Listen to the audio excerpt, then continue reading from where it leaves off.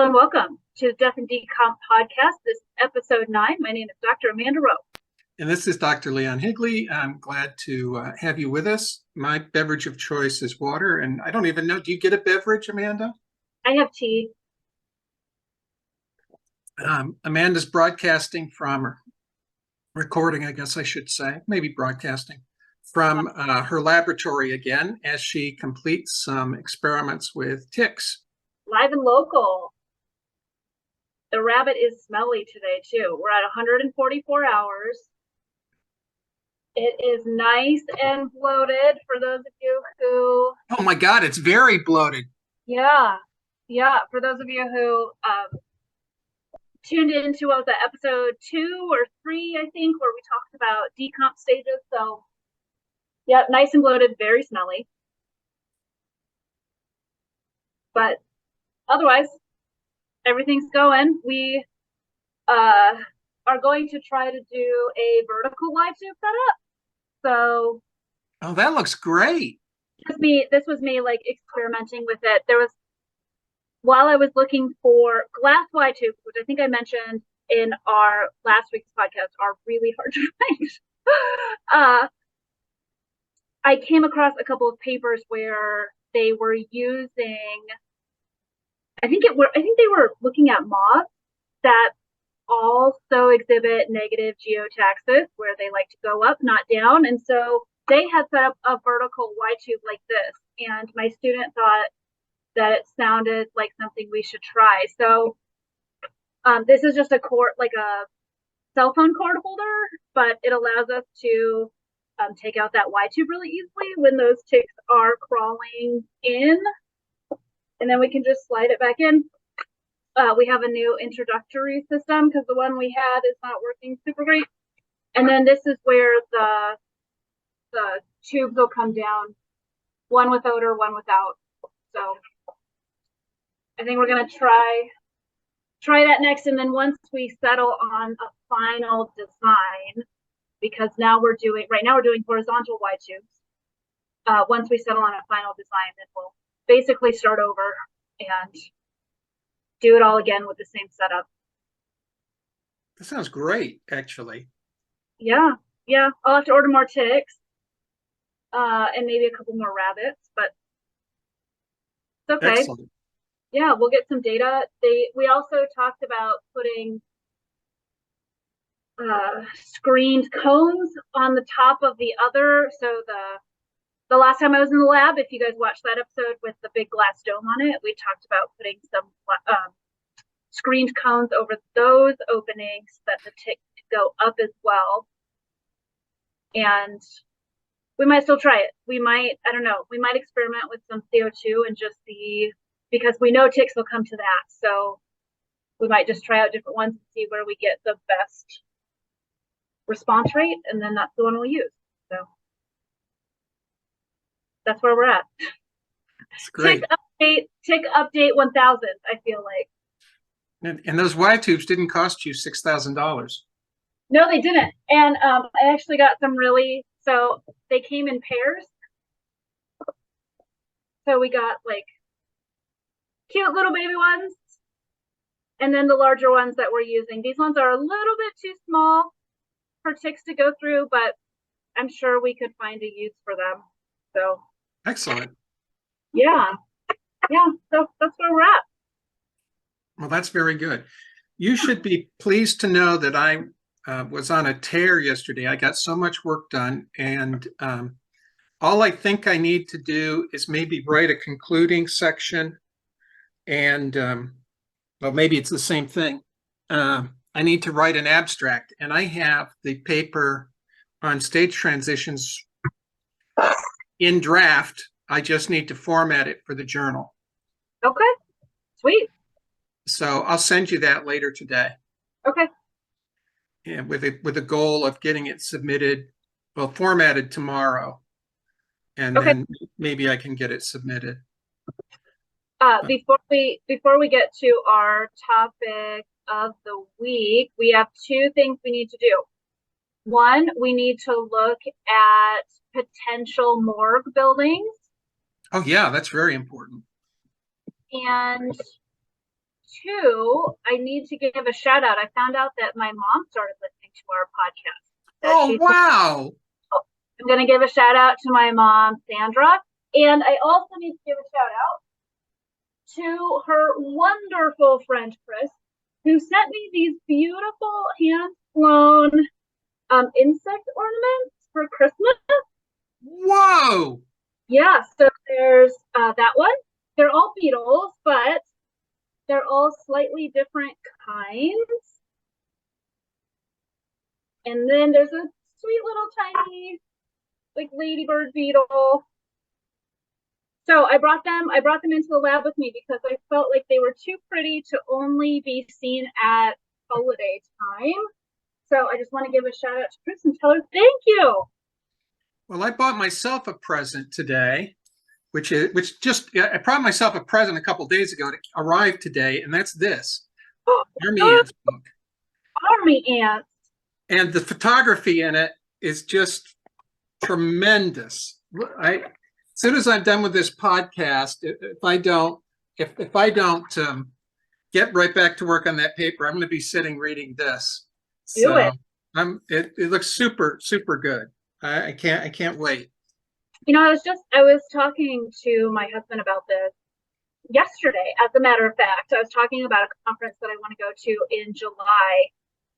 And one of the keynote speakers is an author of the Insect Evolution textbook, David Grimaldi. And I fell in love with that book as an undergrad. And I had won some sort of scholarship or award or something.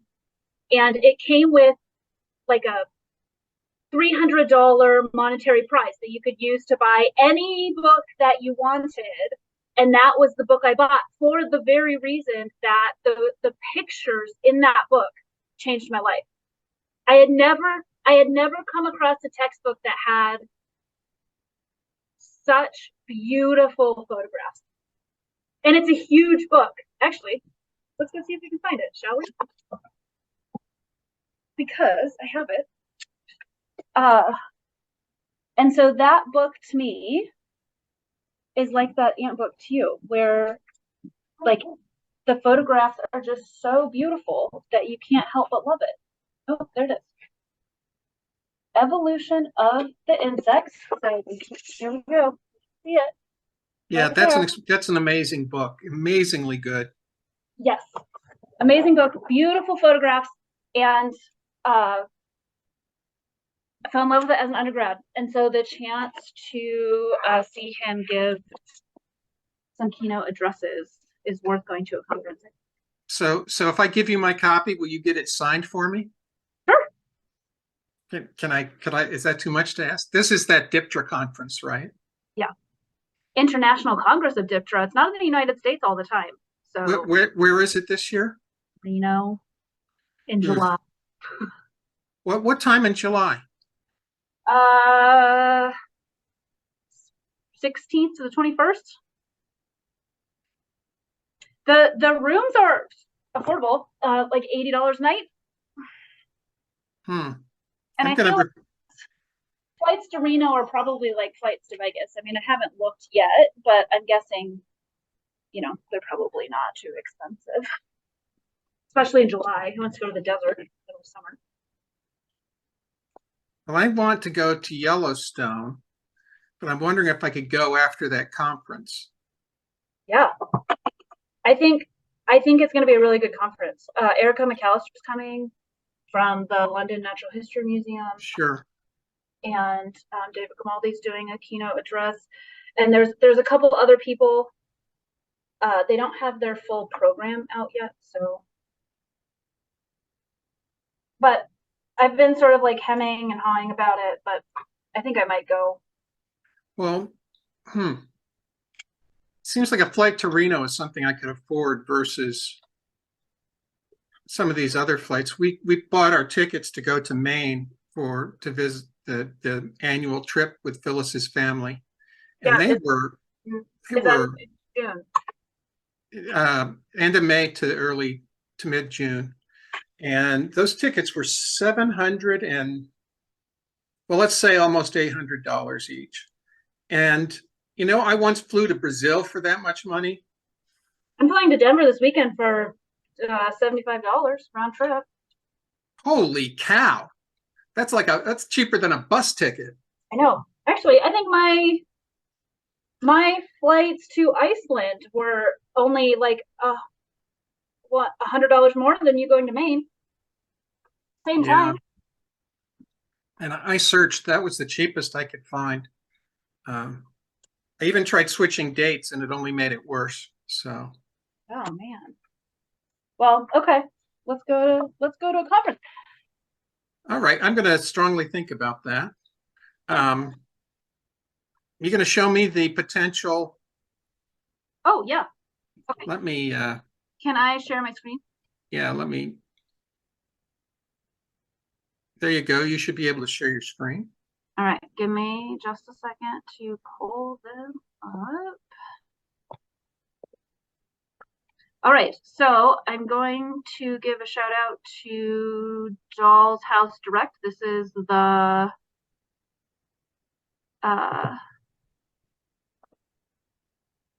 Etsy. This is the Etsy store that has all of these options. Okay, so for those of you just joining us or unsure what we're talking about, we are building a dollhouse 1/12 scale morgue and science lab. So can you see that? I like it. This is the conservatory. It's the conservatory. So it's just showing like the joists up there on the front. And then this open part would be the part that would attach to the house or something. So that's one option. The second option, which is one that I really like, is a village school. And has this like super cool sloped roof. You open it from like this, the door swings open. So it has this nice high window up here to keep out the peeping toms. Is that still an appropriate, what do you call them now? Is that an appropriate name still? I would think so. Okay. Okay, so there's the school. And then we have the arches, which is 2 floors. So I love this like downstairs portion, which could potentially be the lab. There's the second floor. The only issue is that we'd have to install an elevator to get bodies up there. Well, unless we made the bottom the morgue. Of course, that would be weird walking straight into the morgue, wouldn't it? Well, I mean, would it? I don't know. This is our land, so we can do whatever we want, right? We would have to like, make the windows translucent, but I love this window here, this like big arch window. I think that that's just absolutely beautiful. So these are our 3 choices. What do you think? We could always do like the conservatory as the lab and the arches or the school as the morgue, or we could combine, do it in the same building. Boy, this is a tough choice. I'm going to have to think about this. I love the conservatory building. I do too. I think that the conservatory would make just a really beautiful lab. I agree. So if we wanted to do the conservatory as the lab, then we could do the school building or the arches for the morgue. Yeah. Okay. And the conservatory could be the connection point between the two. Like, yeah, I think that's good. Okay. All right. Well, think about these 2 and let me know.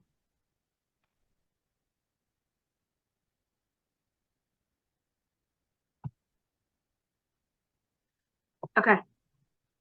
All right. Excellent. That's all my fun business. So when we finished last time, we said we were going to talk, seeing as we're talking about morgues, we said we were going to talk about our worst autopsies. Okay. Yeah. You go first. Oh, I go first.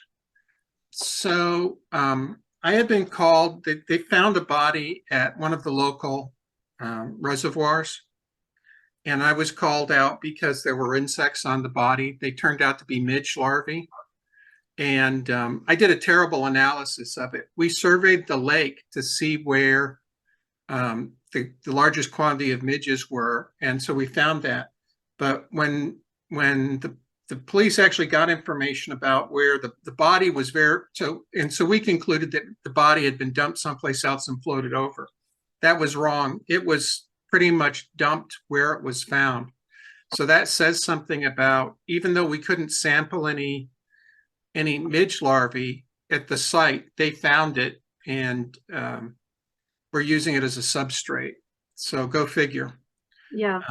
The main thing I concluded was that I'm not qualified to be talking about aquatic insects doing cases. So, yeah, but I think we only briefly talked about aquatic. Did we even talk about aquatic decomposition? I don't know. It's like a whole other separate deal. It is. It's its own world. And a lot of it involves not standard decomposition, but aquatic insects using a body just as a substrate to develop on.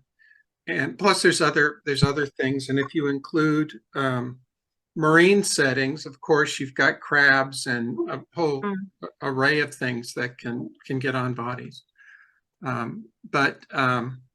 So this individual had been murdered, and the police, and I was there for the autopsy, and he was Sudanese, and so he was very, very dark skinned. And that's important because you couldn't actually see bruising on him. And he had a ligature. And so the police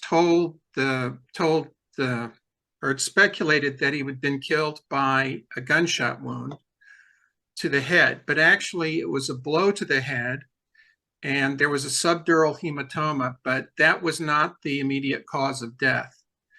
The placement of the ligature and the limbs were constricting breathing, so that could have been a cause of death. Then it turned out that he had been severely beaten. Basically, any place where the surgeon where the pathologist dissected, you could see hemorrhaging below the skin. I mean, all over the body. It was like somebody had gone around him and beaten him. The hemorrhaging was just profound. There were petechia, so it looked like he'd been strangled, but there was water in the lungs, so the actual proximate cause of death was drowning. But in point of fact, he had wounds. He had like 4 different conditions, any one of which would have eventually been lethal. And so he was just, I would say, tortured to death is the only way I can put it. And it was a really sordid case. They very quickly found the perpetrator, who had involved 2 of his children in the crime. His wife was a witness or something. The kids had to help him dispose of the body or something like that.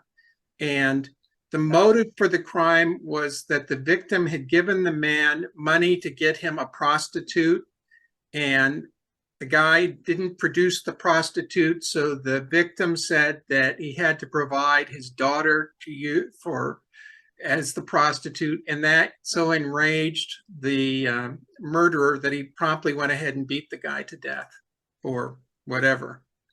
But it was the worst. In terms of injuries, it was the worst series of injuries I've ever seen, and it was kind of hard. I know the more the autopsy went on, and the more you saw the injuries, the more it was hard to believe somebody would do this to another human being, no matter what the cause. And I just remember Dr. Okoye constantly saying, every time he found something new, "Oh, that guy really didn't like this man. Oh, that guy really didn't like this man," over and over again. Oh my gosh. Yeah, it was horrible. Well, I have not had any autopsies like that. I think probably my most disturbing one was a suicide by hanging. That, just the the ligature marks were so deep around the neck. It's on TV when you see people that have been hung or who have been strangled, they might have like bruising on their neck, or they might have, like red marks of where the ligatures were. But depending on how long that person has had them around their neck, they can really get deep in there. And this was they hadn't used rope, they had used a phone cord. So this was like a really thin piece of material, and it was plastic, and so it just cut right in there. And I think what disturbed me the most was the realization that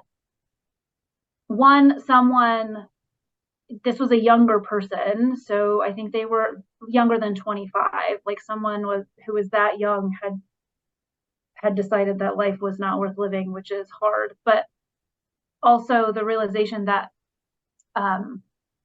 we're so fragile. Like, Yeah. as human beings, we're so fragile. And especially, when you think of your neck, there's like no protection really. You just have some skin and you have some muscles, and that's really all that's holding all of these vital vessels that are going up and down from your brain. And you have, just minimal protection with the cervical vertebrae, but not many. And it's such a delicate place. And yeah, the invention and use of those collars for stock car and Formula One that prevent, the radical neck injuries, it really highlights just what you're saying, Amanda, how in need of protection it is, and that area is. Yeah, I've never forgotten it. Like every time I, bend my neck or have some sort of forceful event, where I have to slam on my brakes by a car in front of me or something, I'm like, oh, this is it. This is how I go. Because was the cause of death suffocation, or was the neck broken? Do you recall? It was suffocation. Yeah. Ugh. Because they actually had not even hung themselves. They had strung it in the closet and then got down on their knees and just leaned forward. So there wasn't even the pull of their body holding it in place. It was just they had the so they hold themselves there and lose consciousness. Yep, and lose consciousness and then suffocate. Wow. And there's no reaction to kind of force you to. Wow. Yeah. Okay, So it was suffocation, but again, because their weight was pushing forward. Oh, it was just like watching them, pull this bone cord out from the skin was awful. It was awful. Yeah. So it's interesting. I think both of us have the same thing. It's not the seeing the body or the dissection of the body itself that's disturbing at all. It's it's the events that led up to to the death that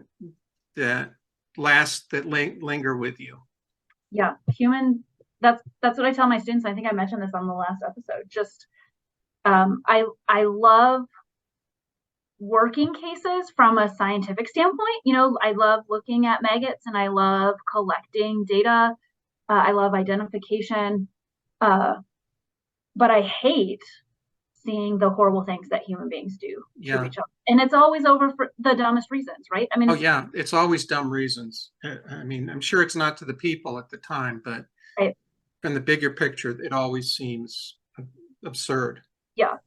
So I did not see the autopsy for this case, but I mentioned it in the last podcast that I would discuss it quick. One case that I worked,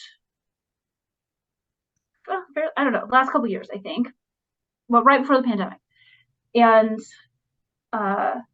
the body had been burned multiple times, and this was sort of a similar situation to your autopsy story, where the perpetrator had multiple love partners and had decided to get rid of one of them, who happened to be the biological mother of his child. And in the process of doing that, asked like one of his partners to watch the child for him, and then his other partner helped him burn the body multiple times. Like they went back over a series of days, and it's sort of the same thing. Like how much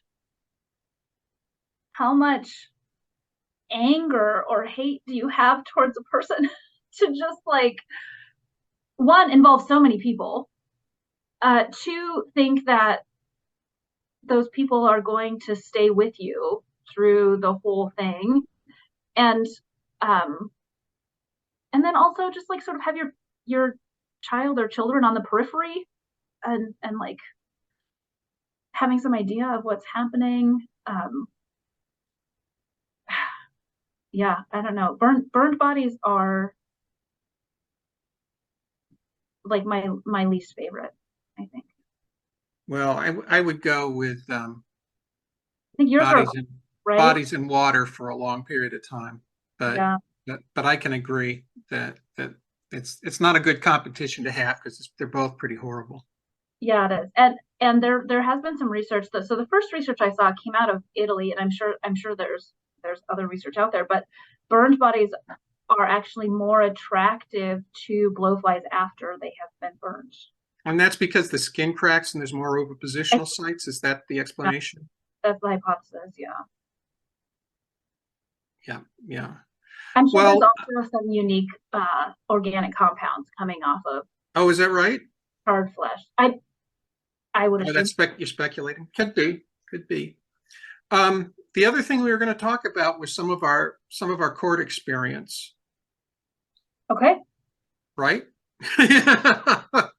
I know I said this to you before.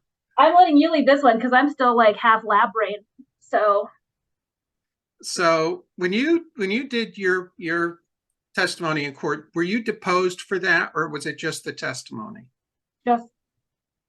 Just testimony. Have you gone through deposition? I've been deposed once.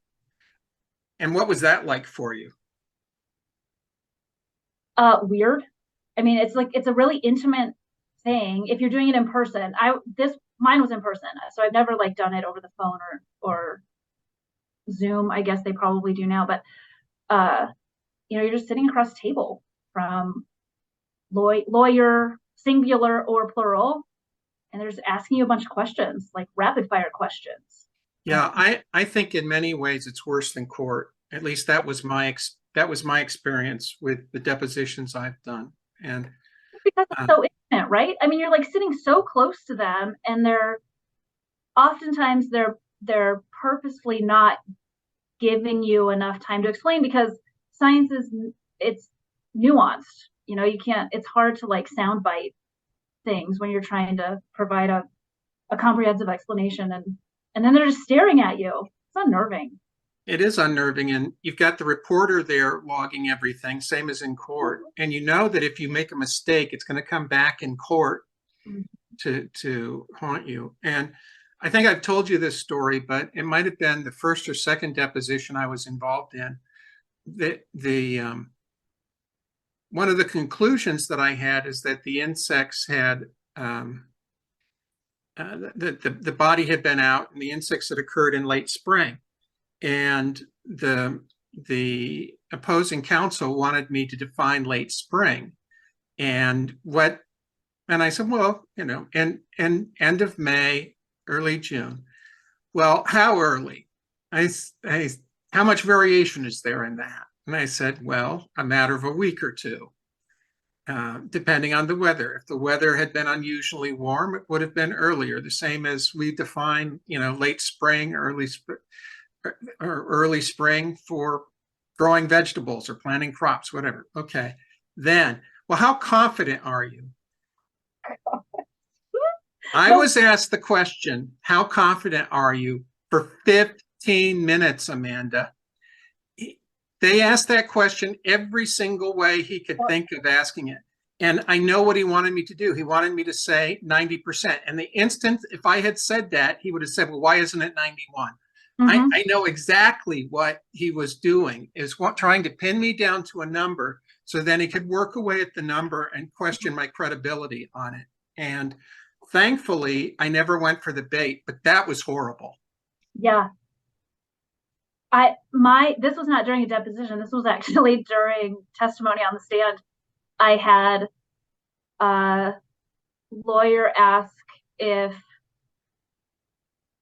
opposing lawyer ask if the development rates of the insects could have been because they were in a compost pile.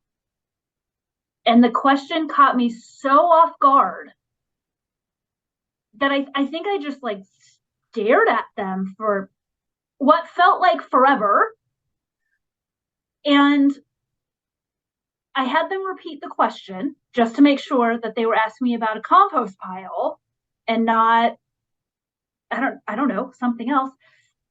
And I may have momentarily blacked out. I don't know, because I remember talking about like carbon and nitrogen ratios and how compost piles ideally get really hot, and the temperature would get hot enough that it would actually kill maggots, not necessarily increase their development rate or up to a point.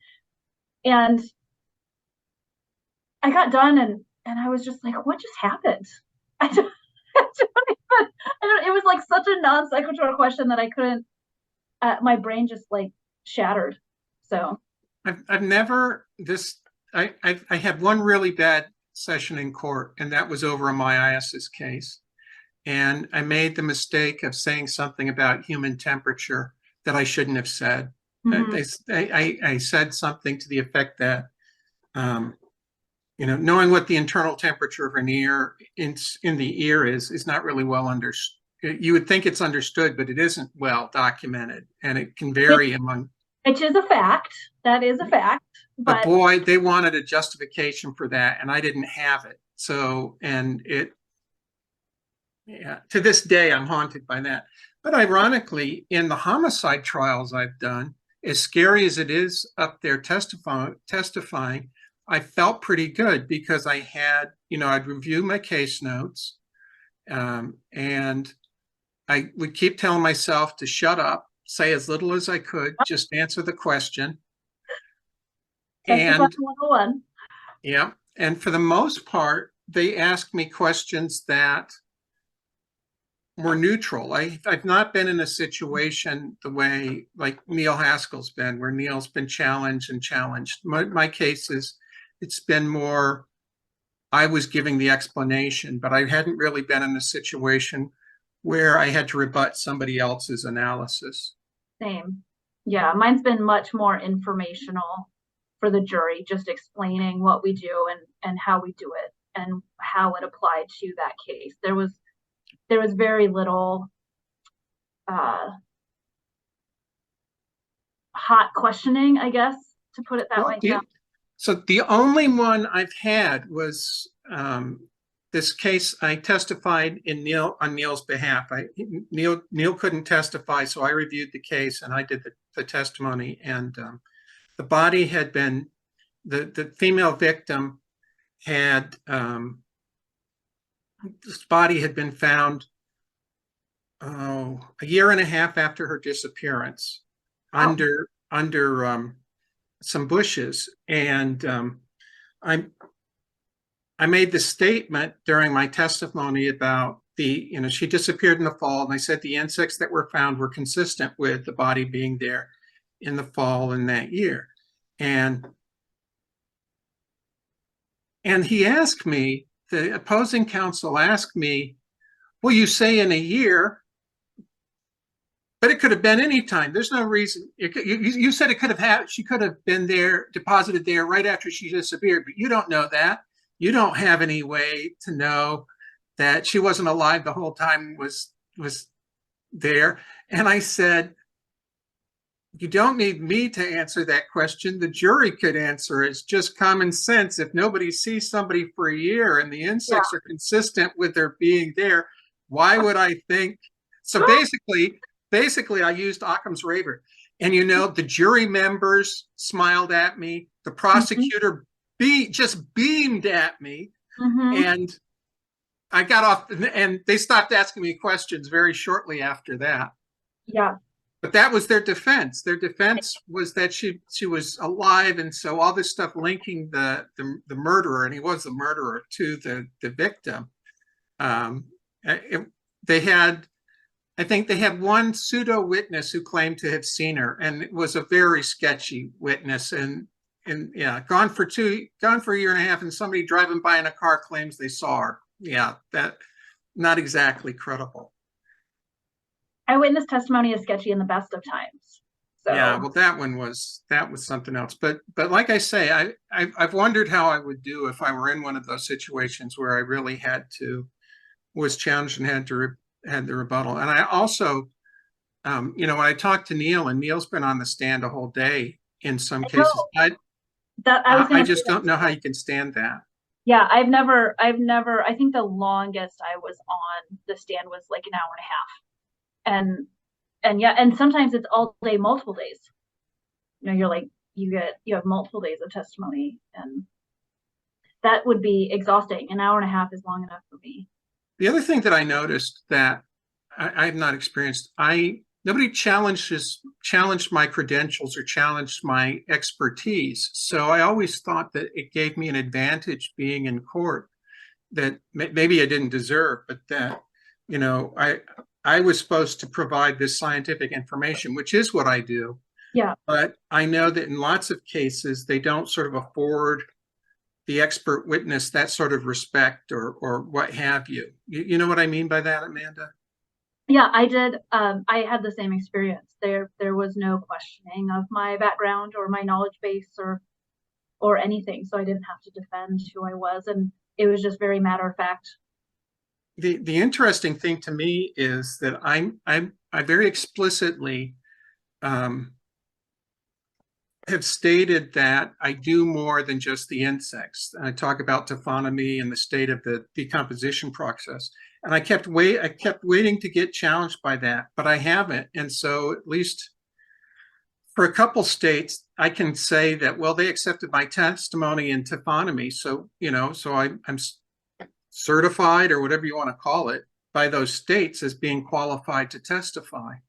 The worst of it is that I did that case in Missouri, and it was a deposition, actually. And I had to point out to them all these things that the pathologist had missed. And it creeped me out. It was a livor mortis issue. It was an infant that was set on a bed. And by the way livor had set, I could tell that an ant had moved the victim out of the crib and onto a bed. Well, when she moved, livor hadn't set because it set with one leg below the other. And I was able to determine that based upon a photograph that the police had taken, plus what was said about livor, but nothing was in the pathology report about it. So when I sent my report in, I asked them to, I suggested that they call the pathologist. Well, they didn't do that.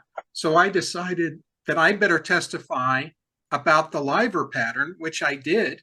And it made a huge difference for time of death because it gave me a point. My original testimony was because there were unhatched fly eggs in the eye. I remember this case. Yeah. I remember we had a fairly robust lab discussion about the eggs and where they were in development. And that's exactly right. And so that's one where I know we nailed the potential time of death because it was a really narrow window that it could have been.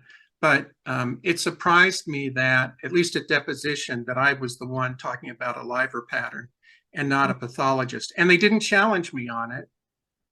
So I don't know.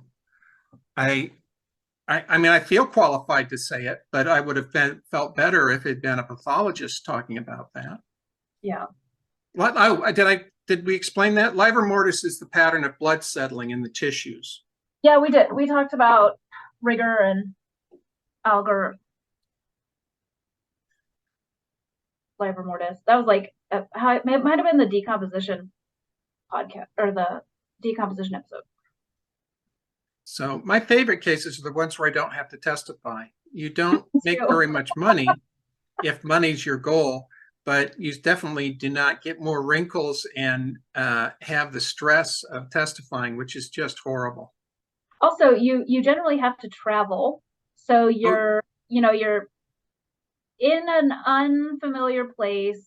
Time zones are usually different. You jet in, you do your thing, you jet back out. It's just sort of a jarring experience all the way around. Well, yeah, that Wisconsin trace. So I go in, talk to the attorneys, testify the next day. They don't know if they're going to be rebuttal. So I sit in a hotel for 3 days, basically doing nothing. I should have been sightseeing. I think I was working on papers or something in my room, something very nerdy and stupid. Yeah. And I finally get released on the last day when it turns out they don't need me for rebuttal after all. But and I might point out the city of Madison was no, it wasn't Madison. It was gosh, why am I drawing a blank? What's the largest city of Wisconsin? Milwaukee.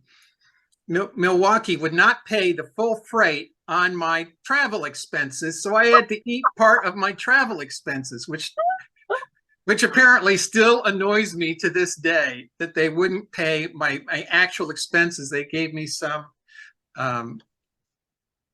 inadequate per diem or something like that. But anyway, so I enjoy the cases where they either send me the material or I get to go to the scene. I do like to go to the scene when given the opportunity, just because there's a lot of information that you can pick up from the scene that you could be potentially missed because they're not looking at the same things you're looking at. So yeah. I do like going to the scene, but for ease of work, if I get things in the mail and I don't have to testify after. I completely agree. Agree. So I think that there's an ego thing with a lot of entomologists who somehow, want to be the star in court or something, and I don't want any part of it if I can avoid it.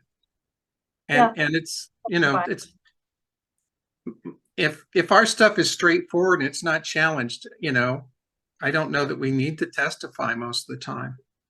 I feel like we've done our job. If it's I suppose if it's a question of explaining to the jury, then maybe we do have to be there. But anyway, stay out of court. Another piece of good legal advice: stay out of court if you possibly can. If you can, yeah, it's stressful. It's stressful, and plus you have, this brings us to an interesting segue. I feel like we could maybe our next episode we can talk a little bit about how our justice system truly works and what it means. How is jury selection conducted? Oh my God. What does it, who do you normally have on a jury? And just what some of the issues are around that. I feel like our 16 listeners might find that interesting if they don't already know. Up from 12. Woo! So I think our next podcast is likely to be delayed because I drive to Indiana to start bringing the Neil Haskell insect collection and case files to the University of Nebraska, where he's donating his collection to Nebraska, which I think is going to be phenomenal. It's a huge resource. So, so more than likely, if things go well, I'll interview Neil while I'm out there for the podcast, and then that'll be a hoot. That will be a hoot. So that's it from me today. Do you have any closing remarks there, Amanda? I don't think so. No, Well, I'll give a tick update at the next time we're on and see if we're finally at a point where we have standardized enough or found a setup that works enough that we can actually go forward. So Yeah, welcome to so science, though, right? It's just like big number 10 coming up. So, yeah. okay, thanks everybody, and we'll say goodbye. Have a great week. See you for episode 10.